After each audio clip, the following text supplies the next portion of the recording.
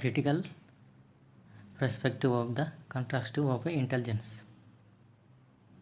Woodworth ఏమని explain చేశాడంటే intelligence is the capacity to acquiring capacity అని ఎక్స్ప్లెయిన్ చేసింది తను. టర్మ్ అని ఏమని చెప్పాడంటే intelligence is the ability to abstract thinking అని ఎక్స్ప్లెయిన్ చేసిండు.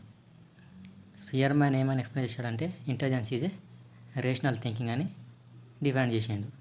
Binet intelligent is the capacity to think well, to judge well and to be a self critical అని explain చేసేవాడింది. అదేవిధంగా ఎడ్యుకేషనల్ డిక్షనరీ అంటే intelligent indicates to capacity to acquire and apply knowledge అని base అయి ఉంటుంది.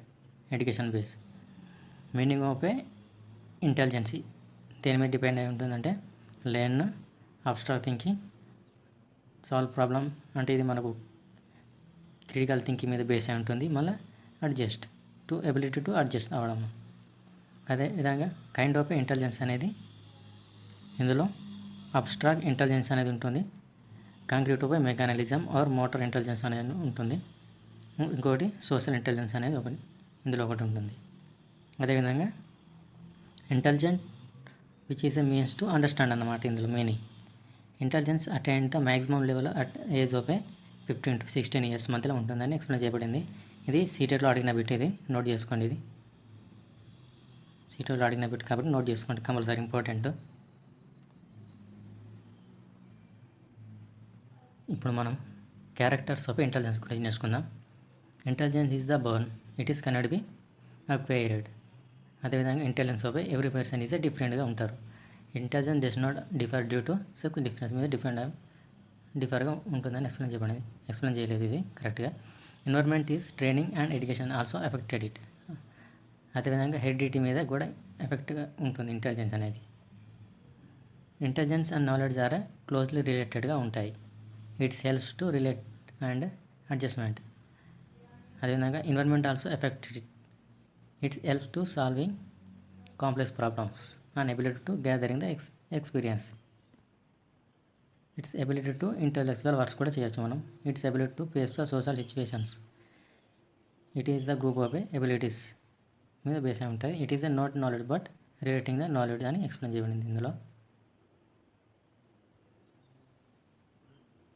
It is a not a talent అని కూడా ఇందులో character ఒకటి ఇది. It is the basic ability and practical కూడా ఇందులో characterising of intelligence. It is a not a memory, ఇది కూడా ఒక క్యారెక్టరైజింగ్ ఇందులో. It is a not a skill can be learned but not a intelligence, ఇది కూడా ఒక క్యారెక్టరైజేషన్ ఆఫ్ ఎ ఇంటెలిజెన్స్.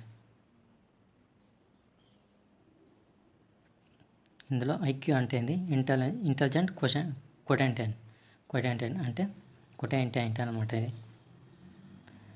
ఇది ఏముంటాయంటే ఇందులో బిలో 25 ఉంటేమో ఈడెడ్ అని అంటారు. ఇవి కంపల్సరీగా సీటెట్లో అడగడం అనేది జరుగుతుంది. కంపల్సరీ ఇందులో నుంచి ఒక బిట్ అనేది వస్తుంది, నేర్చుకోవాలి మనము. బిలో 25 ఈడెడ్ అని అంటారు. 25 to 15 మధ్యలో ఇంబేలీ లైన్, 15 to 75 మధ్యలో మోరాన్స్ అని అంటారు. 75 to 90 మధ్యలో ఏమో బోర్డర్ లైన్ అండ్ డల్ అని అంటారు. 90 to 110 మధ్యలో నార్మల్ యావరేజ్ అని అంటారు. ఇది 110 to 120 మధ్యలో సుపీరియర్, 120 to 140 మధ్యలో వెరీ సుపీరియర్, 140 అబౌవ్ ఉంటే గిఫ్టెడ్ ఆర్ జీనియస్ అని అంటాం మనం ఇందులో. IQ intelligence, క్యూటెన్స్. ఐక్యూ అంటే ఏంటంటే mental age by chronological age into 100. ఇవి మనం సీటెట్లో ప్రాబ్లమ్స్ ఇస్తూ ఉంటాడు మనకు ఇది సీటెట్లో.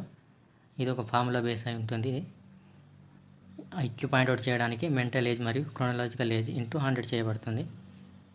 అదేవిధంగా లేదా అటైనింగ్ ఏజ్, ఎక్స్పెక్టెడ్ ఏజ్ అనేది ఇందులో స్క్వేర్ ఫర్ ఏజ్ చేయాలి మనం. ఇంటూ 100 చేస్తే ఐక్యూ అనేది పాయింట్అవుట్ చేయొచ్చు అన్నమాట.